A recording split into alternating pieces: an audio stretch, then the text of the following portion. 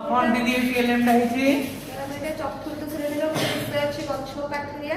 সেই বিষয়ে গোটে আছে তার প্রতিশব্দ আছে মানে প্রতিশব্দ আছে সেলেকে আমি গোটে গছরে ফার্স্ট এটা ফুল ডিজাইন করিছু সেগুলো সব আছে এসে লেখা আছে পিতৃ পিতামহ উপরে লিখিছু তলে ব্রেইলে বি লিখিছু পিতৃ পিতামহ মানে হচ্ছে বাপাঙ্গ বাপা এটি আমি বাপাঙ্গ বাপা লিখিছু তা সহ ব্রেইলে বি বাপাঙ্গ বাপা লিখিছু तो बापा किए